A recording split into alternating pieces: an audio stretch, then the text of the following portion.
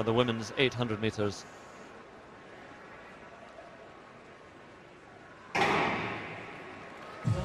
So the pacemaker, as we said, Kendra Chambers, looking to go through 400 metres in 56 seconds. And Lindsay Sharp is always out pretty quickly, and Chambers just has to step on the accelerator to get away from her there. And Shelayna OSKAN-CLARKE shadowing Lindsay Sharp at the moment, and Molly Ludlow making a bit of an early move to tuck herself in behind Chambers.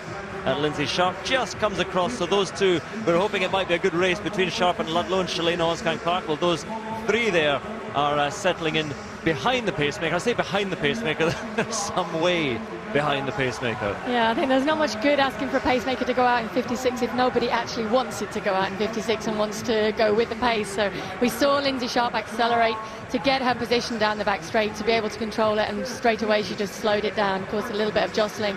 And Molly Ludlow didn't want to have any of that. She wanted to push on, and she's now leading that group and effectively getting no help whatsoever from the pacemaker.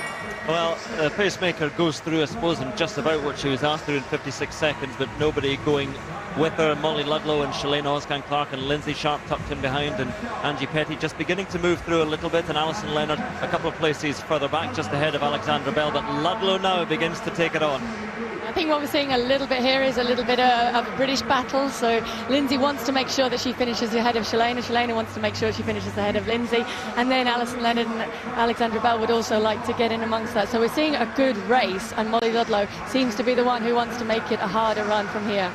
Yes, it's not a Diamond League event here in London, but a very, very interesting race here developing, because Molly Ludlow is still with that gap of a couple of metres, but now Shelayna OSKAN-CLARKE begins to close, and Lindsay Sharp is there as well, and Alison Leonard trying to get round the outside. Angie Petty trying to make a move, but it's these three separating themselves, and Molly Ludlow there to be hunted down, and here come the Britons and Lindsay Sharp and Shelayna OSKAN-CLARKE, with Molly Ludlow hanging on for now, but Shelayna OSKAN-CLARKE has done it again. She times the run, she takes it just ahead, and just below 2 minutes, just ahead, I think, of Lindsay Sharp coming through to take Ludlow on the line. But Shelayna OSKAN-CLARKE, she loves the big occasion. She showed it in Beijing last year, and here she goes below 2 minutes once again.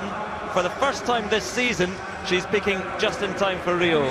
She is, and I think the big thing that we can say about Shelayna OSKAN-CLARKE is I don't think she yet realises how fast she can go and how much she has left in the tank in the closing stages of the race.